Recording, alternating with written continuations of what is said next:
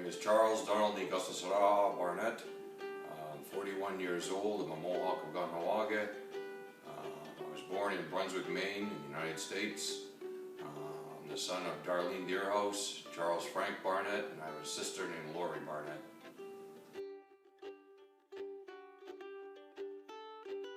My current profession is I'm a media consultant.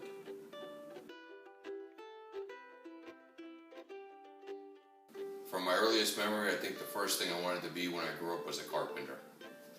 And why? Because carpenters build things, and I thought that was a pretty productive use of time.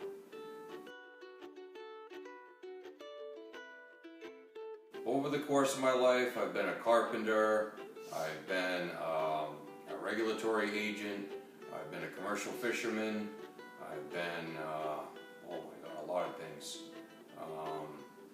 I've been an administrator for an office, I've been a public affairs spokesperson, I've been many things.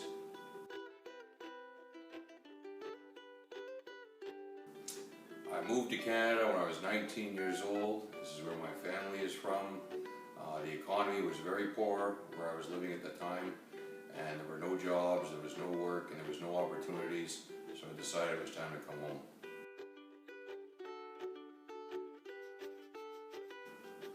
Before coming to Canada, I guess growing up was kind of lonesome.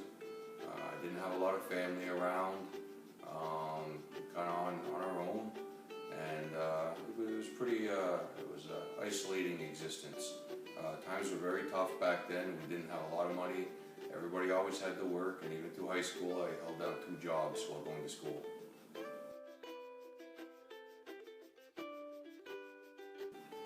If I had to describe myself, I'm focused, I'm sincere, I'm forthcoming, and I'd like to think I'm a pretty honest guy and an upstanding citizen. Other people might describe me as being a bit stern, severe, direct, forward, but ultimately able to execute a hard decision when a hard decision has to be made. In my own opinion, success stems from good self-regard, having your dignity intact, being able to do what you believe to be right. If you've been able to execute that at the end of the day and do what you think is right, you're successful. When you lose yourself along the way, you start compromising the things you believe in. I don't think you can measure that as a success. As long as you can walk out with your dignity and your conscience, believe in your heart you did the right thing, you're a success.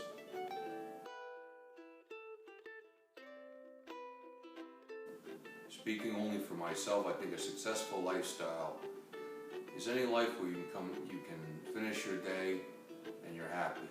You might not be fully satisfied, but you feel like you've done something.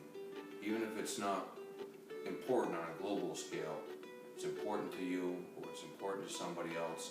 To have that feeling of self, that feeling that you contributed something, that's a success. It doesn't matter if you're the garbage man and you did a damn good job cleaning up the garbage today and taking it to the dump and keeping the city clean. It doesn't mean if you're a CEO of a company and you manage to acquire another company and make your company another few $1 million. Doesn't matter, the size doesn't matter. What it's about is what you take home with, and if you can live with yourself at the end of the day. If you can live with yourself at the end of the day, you've been pretty successful.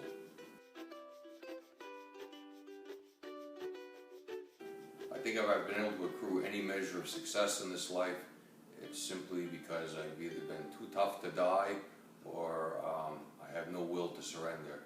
A long time ago my father told me a piece of advice. He didn't give me a lot of good advice, but he did say, he looked me hard in the face and he said, life may be hard, but it sure as hell beats the alternative. I value my community very much. It's not just my home and the place where I happen to live. It's not just the land mass and the objects and the homes. It's the people that populate it. And here in Ganhawaga, maybe it's different from other places. We're a community because we're all related on some level. We all acknowledge each other. We recognize each other. And we are there to help each other when times get hard.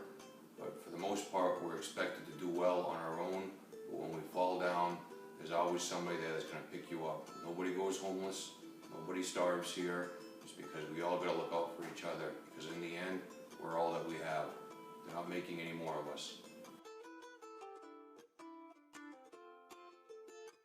If I had to answer what have I done to help my community, I think along the way, I've tried to volunteer every opportunity I can to help in the things I believe in.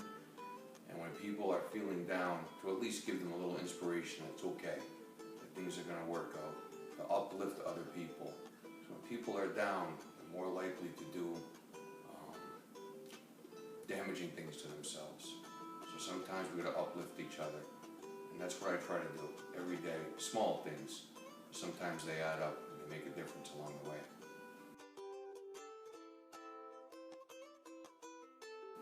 As far as my own future, I'm in my early 40s now. So I guess I've got a few more years of plugging away hard and sort of getting my family set up and ready so I can start relaxing a bit more and taking things easier and slowing down a bit more and doing more things that I enjoy, like gardening and being out in the woods and building things and doing things like this. And then I look forward to in the future maybe having grandkids and my family around me and just taking things slower in the days ahead. Okay, I'm trying to be short with this. I think maybe the most significant experience in my life that changed the course of my future was when I was 15 years old. I got into a car and the car flipped over and landed on me and I died, and I stayed in a coma for nearly a week. And when I woke up, I had no memory of my former self, my life, nothing. And that forced me to push harder, to learn everything back again, to never stop learning, to absorb everything around me and to be observant of all things. And at the same time, it taught me humility. And it taught me to be aware of other people's feelings, their hurts, their pains, their sufferings. Because everybody's having a hard time. And if we don't have empathy, we're really going it all alone. It's a long route to travel if you're going to go it alone.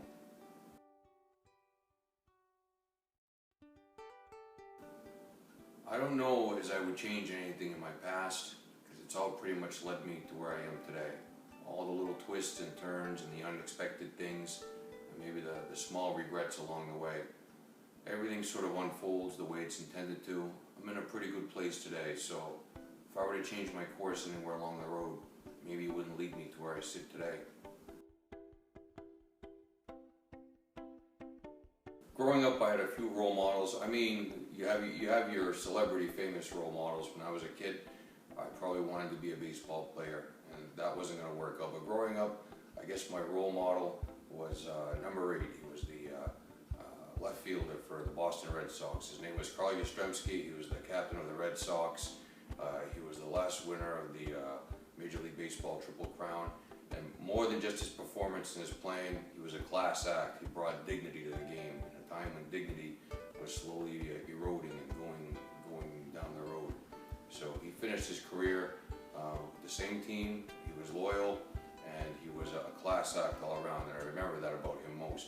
But along the way, yeah, I had role models along the way. I had good teachers who I met in my travels, and people that pointed me in the wrong direction and grabbed me by the shoulder and got me back on the trail when I started headed off down the wrong way.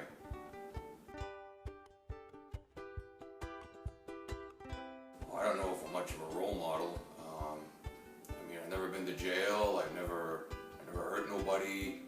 Try not to cause anybody any grief or pain or suffering. I more or less keep to my own affairs. But if I can help people along the way, show them something that maybe I was lucky enough to learn, and maybe pass on what little knowledge I've been able to gain throughout this lifetime, hopefully I can be helpful. And hopefully most role models are helpful in some way.